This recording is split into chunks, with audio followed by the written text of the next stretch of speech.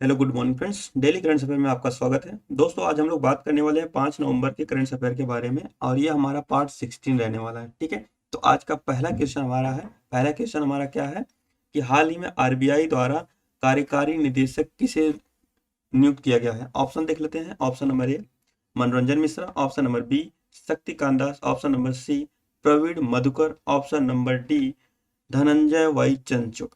ठीक है, हम बात करते हैं अभी आरबीआई के कार्यकारी निदेशक की। ठीक है, आरबीआई के कार्यकारी निदेशक अभी नियुक्त किए गए हैं। ठीक है, अब कार्यकारी निदेशक कौन है? ठीक है, कार्यकारी निदेशक के रूप में किसे नियुक्त किया गया है? यह है मनोरंजन मिश्रा। कौन है? मनोरंजन मिश्रा। ठीक है, मनोरंजन मिश्र करके हैं आरबीआई के अभी कार्यकारी निदेशक के रूप में इसे नियुक्त किया गया है। अभी बात करते हैं अभी सीबीआई के भी अभी संयुक्त निदेशक नियुक्त किए गए थे। कौन? संयुक्त निदेशक नियुक्त किए गए थे। वो कौन है? प्रवीण मधुकर है। कौन है? प्रवीण मधुकर है। प्रवीण मधुकर है। ठीक है, ये क्या है? एक आईपीएस अधिकारी है। ठीक है, आईपीएस अधिकारी थे। ठीक है, आईपीएस अधिकारी थे इसके पहले। अभी वो सीबीआई के संयुक्त निदेशक हैं, ये आपको ध्यान रखना है। अच्छा, अगर बात करते हैं जो सीबीआई है, सीबीआई का मंत्रालय कौन सा है? किस मंत्रालय के अंतर्गत सीबीआई आता है? तो ये कार्मिक मंत्रालय। कौन सा है? कार्मिक मंत्रालय है। कार्मिक मंत्रालय के अंतर्गत ये आते हैं सीबीआई, ये आपको याद रखना है। ठीक है, अगर बात करते हैं ये कितने साल के लिए नियुक्त किए गए हैं? ये 5 साल के लिए 5 साल के लिए नियुक्त किए गए हैं, ये भी आपको याद रखना है। ठीक है, इसका सही आंसर क्या हो जाएगा? ऑप्शन नंबर ए मनोरंजन मिश्र। ठीक है, मनोरंजन मिश्र अभी आरबीआई द्वारा कार्यकारी निदेशक के रूप में नियुक्त किए गए हैं। ठीक है, अब हम बात कर लेते हैं थोड़ा सा आरबीआई के बारे में। ठीक है, हम बात कर लेते हैं थोड़ा सा आरबीआई के बारे में। आरबीआई का फुल फॉर्म होता है रिजर्व बैंक ऑफ इंडिया। ठीक है, रिजर्व बैंक ऑफ इंडिया। अच्छा, बात करते हैं इसका कौन से आयोग के तहत, आयोग कौन सा था, कौन से आयोग के तहत इसकी स्थापना हुई? यंग हिल्टन आयोग। कौन सा था? यंग हिल्टन आयोग के तहत इसकी स्थापना हुई, ये आपको याद रखना है। ठीक है, अगर हम बात करते हैं इसकी स्थापना कब हुई, किस अधिनियम के तहत हुई है? ठीक है, अधिनियम कौन सा था? अधिनियम था 1934 का अधिनियम। ठीक है, 1934 का अधिनियम था, ये भी आपको याद रखना है। अगर बात करते हैं इसकी स्थापना कब हुई? ठीक है, स्थापना इसकी कब हुई? इसकी स्थापना 1935 में हुई थी। ठीक है, अगर बात करते हैं इसका राष्ट्रीयकरण कब हुआ? ठीक है, इसका राष्ट्रीयकरण कब हुआ? इसका राष्ट्रीयकरण हुआ था 1 जनवरी 1949 को। ठीक है, 1 जनवरी 1949 को इसका राष्ट्रीयकरण हुआ, ये भी आपको याद रखना है। अच्छा, बात करते हैं इसका हेडक्वार्टर क्या है? इसका हेडक्वार्टर पहले कहाँ था? पहले कोलकाता था। ठीक है, पहले कोलकाता था, फिर ये चेंज होके अभी कहाँ पे हो गया है? मुंबई में हो गया है। ठीक है, अभी कहाँ पे है? मुंबई में है, ये आपको याद रखना है। अच्छा, अगर बात करते हैं इसके फर्स्ट हेड की, बात करते हैं फर्स्ट हेड कौन थे? ठीक है, फर्स्ट हेड कौन थे आरबीआई के? कौन से थे? Osborne Smith. कौन थे? ऑसबोर्न स्मिथ थे, ये भी आपको याद रखना है। अच्छा, अगर बात करते हैं कि फर्स्ट इंडियन, ठीक है, फर्स्ट इंडियन कौन है? तो फर्स्ट इंडियन कौन था? सीडी देशमुख। ये कौन था? सीडी देशमुख करके थे, सीडी देशमुख फर्स्ट इंडियन। बात करते हैं प्रेजेंट टाइम में कौन है हेड इस समय? शक्तिकांत दास है। कौन है? शक्तिकांत दास है, ये भी आपको याद रखना है। कौन सा नंबर है इनका? 25वां नंबर है। इतना आपको याद रखना है आरबीआई के बारे में। ठीक है, अगर बात करते हैं ये शक्तिकांत दास का हो ही गया। ठीक है, प्रवीण मधुकर, ये हमने बता ही दिया आपको कौन है? CBI, central bureau of investigation. अच्छा, धनंजय वाई चंचुड़, डी वाई चंचुड़ जिसको बोलते हैं। ठीक है, डी वाई चंचुड़ अभी क्या है? अभी पर ये सुप्रीम कोर्ट के हेड है। ठीक है, कौन है? सुप्रीम कोर्ट के हेड है, ये भी आपको याद रखना है, डी वाई चंद्रचूड़। ठीक है, नेक्स्ट सेशन की बात करते हैं। नेक्स्ट सेशन हमारा क्या है? हाल ही में UNEP, united national environment programme, ठीक है, द्वारा champion of the Earth award 2023 के लिए किसे सम्मानित किया गया है? इसका ऑप्शन देख लेते हैं। Option number A Josefina Belmonte, option number B Alan Mark Arthur, option number C Jose Manuel Moller, option number D इनमें से सही, सभी सही है, ठीक है। तो अगर हम बात करते हैं इसका आंसर का, तो इसका आंसर क्या होगा, इसका आंसर होगा सभी सही होगा, ठीक है। अभी हम बात करते हैं चैंपियन ऑफ द अर्थ, ठीक है, champion of the earth, of the earth, champion of the अर्थ। अच्छा, ये किसके द्वारा किया जाता है, ये यूएनओ का, ठीक है, यूएनओ, यूनाइटेड नेशन ऑर्गेनाइजेशन का सर्वोच्च सम्मान है, ठीक है, सर्वोच्च, सर्वोच्च पर्यावरण पुरस्कार है, ये आपको याद रखना है, पर्यावरण पुरस्कार है, ये भी आपको याद रखना है, यूएनओ का सर्वोच्च पर्यावरण पुरस्कार है। अच्छा, अगर बात करते हैं ये कब स्टार्ट हुआ था, ये चैंपियन, ठीक है, champion of the Earth award कब से स्टार्ट किया गया था, ये कब से स्टार्ट किया गया था, एक मिनट, हाँ, कब से स्टार्ट किया गया, ये स्टार्ट गया था 2005, ठीक है, 2005 से स्टार्ट किया गया था, ये आपको याद रखना है। अच्छा, इस बार विजेता कौन है, विजेता कितने लोग हैं, विजेता 5 लोग हैं, 5 मेंबर हैं, ठीक है, 5 मेंबर हैं।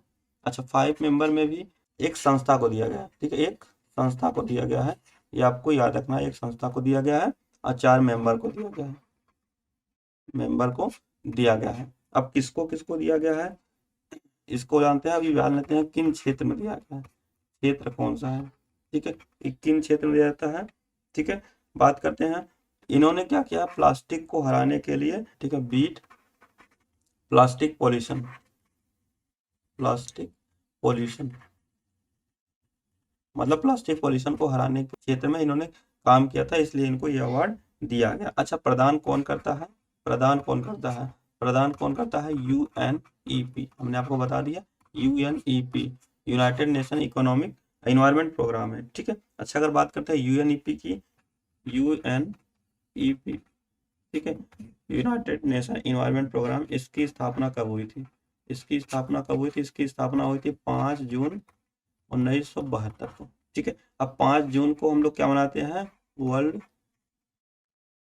इन्वायरमेंट डे, ठीक है, इन्वायरमेंट डे हम लोग सेलिब्रेट करते हैं। अच्छा, बात करते हैं इस बार वर्ल्ड इन्वायरमेंट डे की थीम क्या थी, ठीक है, इस बार की थीम क्या थी, इन बार की थीम क्या थी, सॉल्यूशन ऑफ प्लास्टिक पोल्यूशन, क्या था, solution of plastic pollution, plastic pollution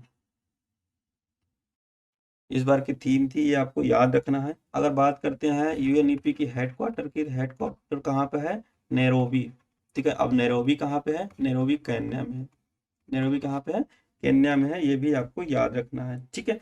चलो, अब हम कुछ ऑर्गेनाइजेशन के बारे में जान लेते हैं, जैसे Ramsar convention, Ramsar convention, convention, Ramsar convention कब हुआ था, इसकी स्थापना, इसकी स्थापना कब हुई थी, इसकी स्थापना हुई थी 2 फरवरी 1971 को, ठीक है, 1971 को भी बांग्लादेश का गठन भी हुआ था, ठीक है, ये आपको याद रखना है, ठीक है। अगर बात करते हैं 2 फरवरी को हम लोग क्या मनाते हैं, 2 फरवरी को हम लोग मनाते हैं आर्द्र भूमि, ठीक है, क्या मनाते हैं, आर्द्र भूमि दिवस, ठीक है, आर्द्र भूमि दिवस। इसका उद्देश्य क्या होता है, आर्द्र भूमि संरक्षण, ठीक है, इसका उद्देश्य क्या है, इसका उद्देश्य क्या है, आर्द्र भूमि संरक्षण, आर्द्र भूमि संरक्षण होता है, संरक्षण, ये आपको याद रखना है। अच्छा, अगर बात करते हैं वर्तमान में भारत की कितने साइटें हैं रामसर कन्वेंशन के अंतर्गत, वर्तमान में भारत कितने साइटें हैं, 75 साइट है, ये आपको याद रखना है,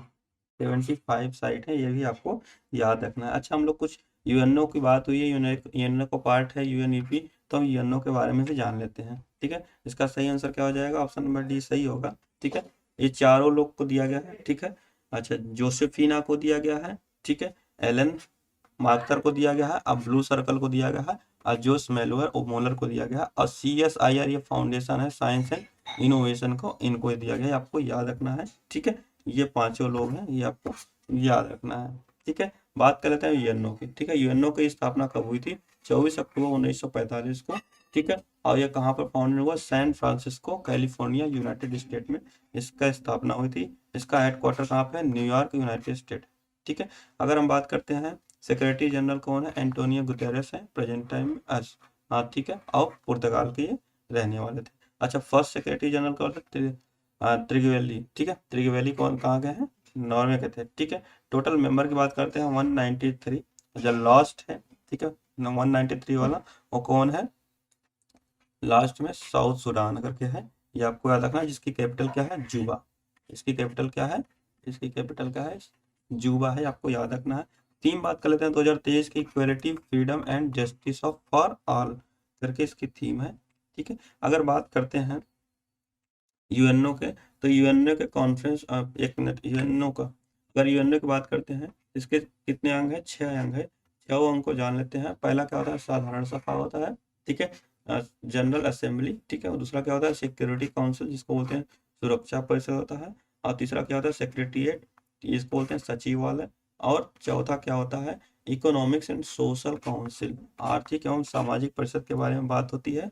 और उसके बाद एक होता है ट्रस्टीज काउंसिल, जिसको बोलते हैं न्यास परिषद। और इन छठा लास्ट में है इंटरनेशनल कोर्ट ऑफ जस्टिस, अंतर्राष्ट्रीय न्यायालय। और इसका मुख्यालय कहाँ पे है, इसका हेडक्वार्टर कहाँ पे है, ये द हेग, कहाँ पे है, the Hague Netherland. The Hague Netherland, कहाँ नीदरलैंड में है, द हेग, ये आपको याद रखना है।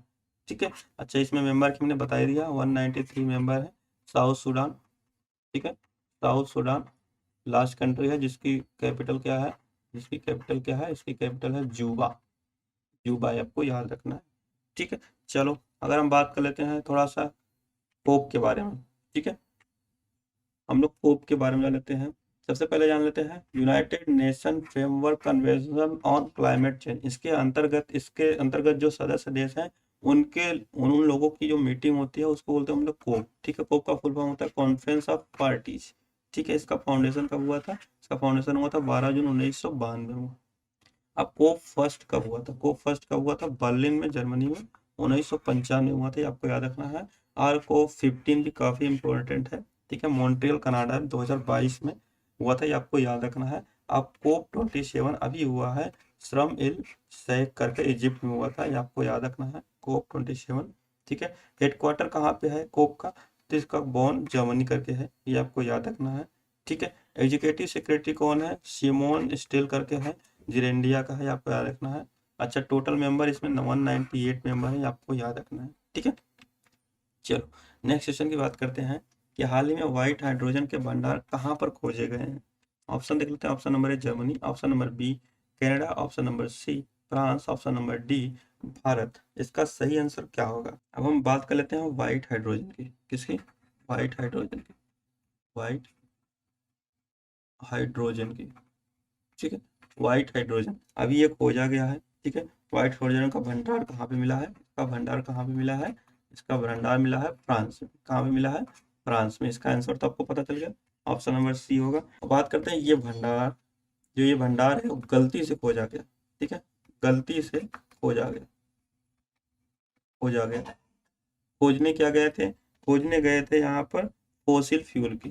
ठीक है, फोसिल फ्यूल, फोसिल फ्यूल खोजने गए थे और इनको मिल गया व्हाइट हाइड्रोजन, जिसको जीवाश्म बोलते हैं, फोसिल फ्यूल, जीवाश्म। ठीक है, पेट्रोलियम गैस वगैरह खोजने गए थे और यहाँ पे मिल गया क्या, व्हाइट हाइड्रोजन मिल गया। ये आपको याद रखना है, फ्रांस में ये मिला है, ये भी आपको याद रखना है। अच्छा, ये कितने जमीन के कितने नीचे मिला है, ये जमीन के 1250 मीटर गहराई में जाने के बाद मिला है, ये भी आपको याद रखना है। ठीक है, अच्छा, अगर हम बात करते हैं कि फ्रांस की, ठीक है, जब फ्रांस की बात हुई है, इसका सही आंसर है, तो हम फ्रांस की बात कर लेते हैं। तो फ्रांस की हम बात करते हैं, फ्रांस की राजधानी क्या है, फ्रांस की राजधानी क्या है, फ्रांस की राजधानी पेरिस है, फ्रांस की राजधानी पेरिस है, ये भी आपको याद रखना है। अच्छा, पेरिस में मुख्यालय बहुत है। ठीक है, पेरिस में मुख्यालय बहुत है। अब पेरिस में किसका इसका मुख्यालय है, सबसे पहले हम लोग जान लेते हैं यूनेस्को का। ठीक है, यूनेस्को का है।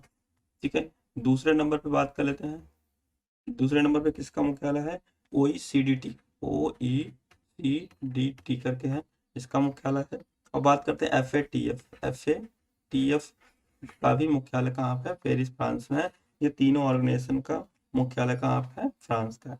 अच्छा, अगर बात करते हैं व्हाइट हाइड्रोजन की बात हो गई, अभी हाल ही में कुछ खोजे गए हैं कुछ, जैसे कि वेनेडियम, वेनेडियम कहाँ पे मिला है, वेनेडियम, वेनेडियम की खोज कहाँ पे हुई है, वेनेडियम की खोज हुई है गुजरात में। कहाँ पे हुई है, गुजरात में हुई है। बात करते हैं अभी लिथियम खोजा गया। ठीक है, लिथियम कहाँ पे मिला है, लिथियम कहाँ पे मिला है, ये जम्मू एंड कश्मीर में मिला है, जम्मू एंड कश्मीर में मिला है, ये भी आपको याद रखना है। इसका सही आंसर हो जाएगा ऑप्शन नंबर सी कनाडा। ठीक है, सॉरी फ्रांस है। ठीक है, नेक्स्ट सेशन की बात करते हैं। नेक्स्ट सेशन हमारा क्या है, कि हाल ही में विश्व सुनामी जागरूकता दिवस 2023 कब मनाया गया। ऑप्शन देख लेते हैं। ऑप्शन नंबर ए 3 नवंबर, ऑप्शन नंबर बी 5 नवंबर, option number C 5 June, option number D 22 March. इसका सही आंसर की बात करते हैं, इसका सही आंसर हो जाएगा ऑप्शन नंबर सी अभी 5 नवंबर को। ठीक है, 5 नवंबर को ये मनाया गया। अब बात करते हैं विश्व सुनामी जागरूकता दिवस। विश्व सुनामी जागरूकता दिवस दिवस ये स्टार्ट कब हुआ था, ये स्टार्ट हुआ था 2016 में। ठीक है। अच्छा, सुनामी किसको बोलते हैं, जब भी भूकंप आता है, ठीक है, जब भी भूकंप आता है और भूकंप आने के बाद जो समुद्र में लहर उठती है उसी को बोलते हैं सुनामी। ठीक है, सुनामी। जब भी भूकंप आएगा और उसके जो विरुद्ध में समुद्र में जो लहर उठेगी तेजी से, उसको बोलेंगे सुनामी। ये तो आपको याद रखना है। ठीक है। अच्छा, हम बात कर लेते हैं कि कुछ डेट की बात कर लेते हैं। ठीक है, कुछ डे की बात हुई तो कुछ डे की बात करते हैं, जैसे 22 मार्च। ठीक है, 22 मार्च को क्या मनाया जाता है, 22 मार्च को क्या मनाया जाता है, जल दिवस। ठीक है, जल दिवस, चाहे हम लोग बोल सकते हैं बिहार दिवस, बिहार दिवस। क्योंकि 22 मार्च, ठीक है, 1912 को बिहार का गठन हुआ था, ये भी आपको याद रखना। ठीक है, अब बात करते हैं 22 अप्रैल की। 22 अप्रैल को क्या मनाया था, पृथ्वी दिवस, पृथ्वी दिवस। ठीक है, 22 मार्च को पृथ्वी दिवस मनाया जाता है, ये भी आपको याद रखना है। ठीक है, अगर बात करते हैं 22 मई की, 22 मई को क्या मनाता है, जैव विविधता दिवस, जैव विविधता दिवस, विविधता दिवस। ठीक है, 22 मई को मनाया जाता है। 16 सितंबर को क्या मनाया जाता है, 16 सितंबर को क्या मनाया जाता है, ओजोन संरक्षण दिवस। ठीक है, ओजोन संरक्षण दिवस, संरक्षण दिवस मनाया जाता है, ये भी आपको याद रखना है। अच्छा, अगर बात करते हैं 5 जून, 5 जून को क्या मनाया जाता है, पर्यावरण दिवस मनाया जाता है। ठीक है, पर्यावरण दिवस मनाया जाता है, ये भी आपको याद रखना है। अच्छा, 28 फरवरी को क्या मनाया जाता है, 28 फरवरी को क्या मनाया जाता है, विश्व विज्ञान दिवस। ठीक है, विज्ञान दिवस लिख सकते हैं, विज्ञान दिवस। अच्छा, कुछ डेट और जान लेते हैं। ठीक है, कुछ डेट और जान लेते हैं। जैसे विज्ञान दिवस हो गया, 25 जनवरी को क्या मनाया था, 25 जनवरी को वोटर्स डे मनाया था, वोटर्स डे मनाया था, ये भी आपको याद रखना है। ठीक है, 8 अक्टूबर को क्या मनाया जाता है, एयरफोर्स डे, एयरफोर्स डे मनाया जाता है। अच्छा, 15 जनवरी को क्या मनाया जाता है, 15 जनवरी को आर्मी डे मनाया जाता है, आर्मी डे मनाया जाता है। अच्छा, अगर 4 दिसंबर की बात करते हैं तो क्या मनाया जाता है, 4 दिसंबर को क्या मनाया जाता है, नेवी डे। ठीक है, नेवी डे, नेवी डे मनाया जाता है। इतना आपको डे याद रखना है। ठीक है, इसका सही आंसर क्या हो जाएगा, ऑप्शन नंबर बी हो जाएगा। ठीक है। अच्छा, 3 नवंबर को भी कुछ मनाया जाता है। 3 नवंबर को क्या मनाया जाता है, 3 नवंबर को क्या मनाया जाता है, विश्व बायोस्फीयर दिवस। क्या मनाया जाता है, विश्व बायोस्फीयर दिवस, बायोस्फीयर दिवस, बायोस्फीयर दिवस मनाया जाता है, ये भी आपको याद रखना है। ये कब स्टार्ट किया गया था, ये स्टार्ट कब किया गया था, ये स्टार्ट किया गया था कब, 2022 में। ठीक है, ये दूसरी बार मनाया जा रहा है, ये भी आपको याद रखना है। अच्छा, अगर बात करते हैं यूनेस्को की, ठीक है, यूनेस्को में शामिल बायोस्फीयर।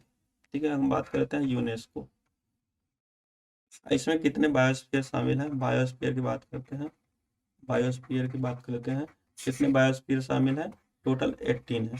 ठीक है, टोटल कितने हैं, 18 बायोस्फीयर हैं। आप सबसे पहला की बात करते हैं, सबसे पहले की बात कर लेते हैं, सबसे बड़ा बात कर लेते हैं, सबसे बड़ा कौन है, ठीक है, और सबसे छोटा कौन है, सबसे छोटा कौन सा है, ये भी आपको याद रखना है बायोस्फीयर में। पहला बायोस्फीयर कौन था, नीलगिरी। ठीक है, नीलगिरी करके, ये भी आपको याद रखना है। दूसरा बात करते हैं, सबसे बड़ा कौन है, ये कच्छ का रण है। ठीक है, कच्छ का रण बायोस्फीयर। अब सबसे छोटे की बात करते हैं तो कौन है, डिब्रू साइकोवा, कौन है, डिब्रू साइकोवा। ठीक है, अब बात करते हैं नीलगिरी, नीलगिरी कहाँ पे है, ये कर्नाटक में। ठीक है, कच्छ का रण कहाँ पे है, गुजरात में है, गुजरात में है। डिब्रू साइकोवा की बात करते हैं तो ये कहाँ पे है, ये असम में है, ये भी आपको याद रखना है। ठीक है, चलो नेक्स्ट सेशन की बात करते हैं, इसका सही आंसर हो जाएगा option number B. Next session की बात करें, नेक्स्ट सेशन क्या है हमारा, कि हाल ही में भारतीय वायुसेना ने ईस्टर्न स्काई एयर एक्सरसाइज का आयोजन कहाँ किया? इसका ऑप्शन देख लेते हैं। Option number A Arunachal Pradesh, option number B Uttar Pradesh, option number C Himachal Pradesh, option number D Arunachal Pradesh. ठीक है, इसका सही आंसर क्या हो? इसका सही आंसर आपको फटाफट बताना है। अब हम बात कर लेते हैं पूर्वी आकाश अभ्यास की। ठीक है, ईस्टर्न स्काई एयर एक्सरसाइज की। ठीक है, जिसको क्या बोलते हैं हम लोग? पूर्वी आकाश अभ्यास की हम बात कर लेते हैं। ये कहाँ पर हुआ? सबसे पहले ये कहाँ पे हुआ? ये कहाँ पे हुआ है? ये हुआ है शिलोंग। कहाँ पे हुआ? शिलोंग। और शिलोंग शिलोंग कहाँ पे है? मेघालय में। कहाँ पे है? मेघालय में है, ये भी आपको याद रखना है। अच्छा, अगर बात करते हैं हम कि करने वाला कौन है, कौन करने वाला है, तो करने वाला कौन है? एयरफोर्स है। ठीक है, इंडियन एयरफोर्स है, इंडियन एयरफोर्स है, यह भी आपको याद रखना है। अच्छा, अगर हम बात करते हैं कि क्यों किया गया, ठीक है, ये क्यों किया गया? क्यों किया गया? ये किया गया वायुसेना की शक्ति की क्षमता, जो इंडियन आर्मी है, ठीक है, इंडियन एयरफोर्स है, ठीक है, उसकी शक्ति का परीक्षण किया गया।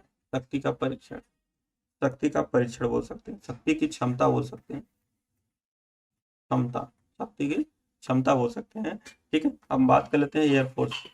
ठीक है, एयरफोर्स की, तो एयरफोर्स डे कब मनाया जाता है? एयरफोर्स डे कब मनाया जाता है? एयरफोर्स डे मनाया जाता है 8 अक्टूबर। ठीक है, 8 अक्टूबर को मनाया जाता है, ये आपने अभी आपको बताया। ठीक है, अगर बात करते हैं एयरफोर्स 8 अक्टूबर को मनाया जाता है, और 2023 वाला कहाँ पे बनाया गया? 2023 वाला कहाँ पे बनाया गया? प्रयागराज में। प्रयागराज में बनाया गया, ये भी आपको याद रखना है। ठीक है, इसका सही आंसर क्या हो जाएगा? शिलोंग। शिलोंग कहाँ पे है? मेघालय में। ठीक है, इसका सही आंसर क्या हो जाएगा? इसमें ऑप्शन ही नहीं है। अच्छा, हम लोग शिलोंग बना लेते हैं। ठीक है, इसको क्या बनाते हैं? शिलोंग।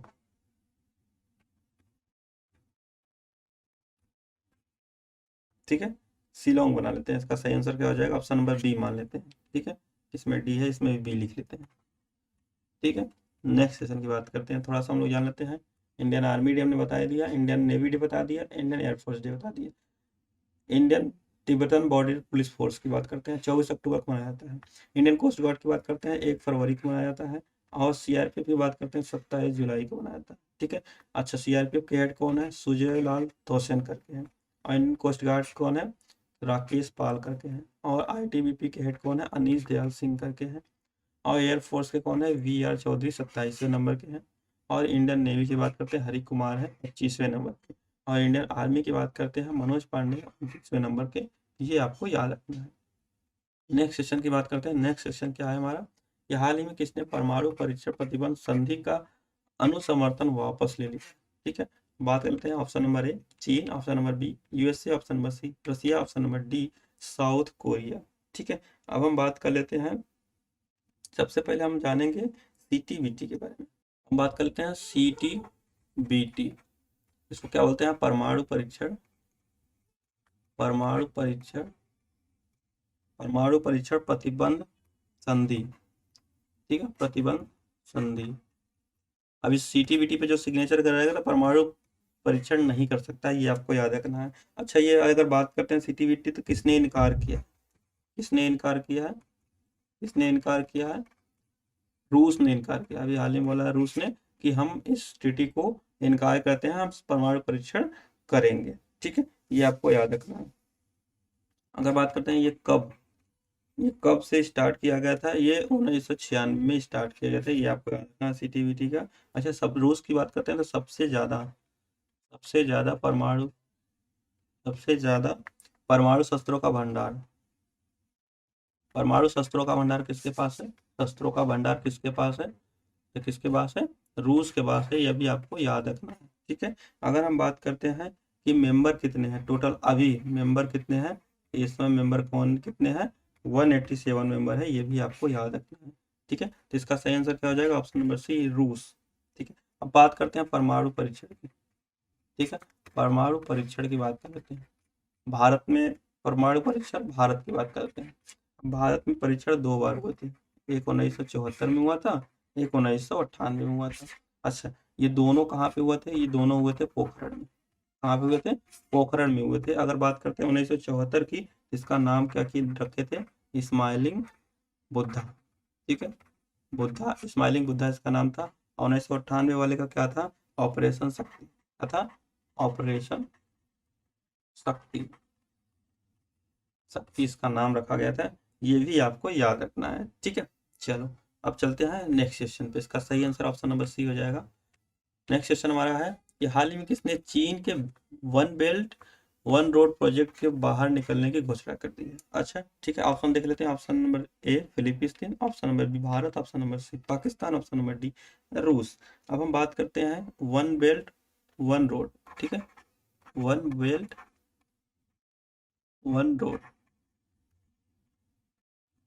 ठीक है, ये BRI के अंतर्गत आता है, BRI के अंतर्गत आता है, ये भी आपको याद रखना। अच्छा वन बेल्ट की क्या बात करते हैं, ये समुद्र से जुड़ा है, ठीक है, दो प्रकार के रोड है, ये रोड है, सड़क एक तरह से बोल सकते हैं हम लोग, ठीक है। अब इसका दो मतलब क्या है, अब ये समुद्र और दो क्या है, चाइना को सबसे पहले जान लेते हैं वन बेल्ट वन रोड क्या है। चाइना को अफ्रीका, ठीक है, अफ्रीका महाद्वीप और यूरोप महाद्वीप से जोड़ना, यूरोप महाद्वीप से जोड़ना one belt one road organisation का जो है वन बेल्ट वन रोड का उद्देश्य है। अच्छा क्या है, अफ्रीका यूनियन और ये, अब इसमें दो प्रकार के रास्ते हैं, एक समुद्र वाला रास्ता है, एक सड़क वाला है। चाइना से यूरोप के साइड में जो जाता है वो क्या है, ये समुद्र वाला बात कर लेते हैं। तो चाइना से समुद्र, चाइना से अफ्रीका की बात करते हैं, ठीक है, अफ्रीका की तरफ जाता है। अच्छा अगर बात करते हैं सड़क वाला, तो सड़क वाला क्या करते हैं, चाइना से यूरोप की तरफ, ठीक है, यूरोप की तरफ जाता है यूरोप, ठीक है। ये इसका मतलब होता है कि चाइना अपना अफ्रीका और यूरोप के साथ पूरा लिंक करना चाहता है, बिजनेस करना चाहता है।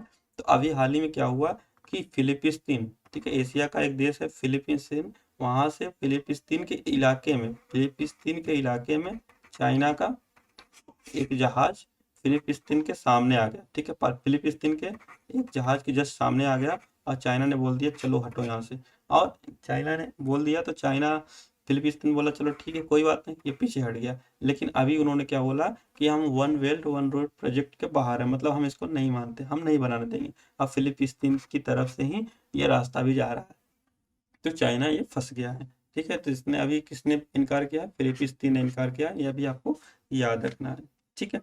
चलो ठीक है, अब चलो अगर बात कर लेते हैं हम लोग, चलो ठीक है, इसका सही आंसर ऑप्शन नंबर ए हो जाएगा। नेक्स्ट क्वेश्चन की बात करते हैं, हाल ही में चर्चा में रहे प्रचंड का संबंध किससे है। ऑप्शन नंबर देख लेते हैं। Option number A rocket, option number B परमाणु बम, option number C helicopter, option number D missile. इसका सही आंसर क्या हो जाएगा, ऑप्शन नंबर सी हेलीकॉप्टर, ठीक है, हेलीकॉप्टर है। अब हम बात कर लेते हैं प्रचंड की, इसकी हम प्रचंड की बात करते हैं। अब प्रचंड की हम बात करते हैं, पहला पॉइंट बात कर लेते हैं, ये क्या है, यह क्या है, यह एक प्रकार का हेलीकॉप्टर, ठीक है, क्या है, हेलीकॉप्टर है, ये आपको याद रखना है। अच्छा अगर बात करते हैं भारत का, ये क्या है, अच्छा इसके बारे में थोड़ा सा हम जानते हैं, तो यह भारत का पहला हल्का लड़ाकू हेलीकॉप्टर, ठीक है, हल्का लड़ाकू हेलीकॉप्टर है, लड़ाकू हेलीकॉप्टर है, ये भी आपको याद रखना है। अच्छा अगर बात करते हैं कि ये किसने बनाया किसने, ये बनाया है HAL ने बनाया, ठीक है, HAL का मतलब हिंदुस्तान एरोस्पेस लिमिटेड, किसने बनाया, हिंदुस्तान एरोस्पेस लिमिटेड ने बनाया, ये भी आपको याद रखना है। अच्छा इसकी टेस्टिंग अभी हुई है, इसकी टेस्टिंग कहाँ पे हुई है, इसकी टेस्टिंग कहाँ पे हुई है, अभी अरुणाचल प्रदेश में, ठीक है, अरुणाचल प्रदेश में इसकी टेस्टिंग हुई है, ये भी आपको याद रखना है, अरुणाचल प्रदेश में इसकी टेस्टिंग हुई है। ये प्रकार का हेलीकॉप्टर है, इतना आपको याद रखना है इसके बारे में, ठीक है। चलो तो दोस्तों आज के लिए इतना है। आपको वीडियो कैसी लगी, वीडियो अच्छी लगी तो वीडियो को लाइक शेयर सब्सक्राइब कर दीजिएगा। मिलते हैं नेक्स्ट वीडियो में, तब तक के लिए जय हिंद जय भारत।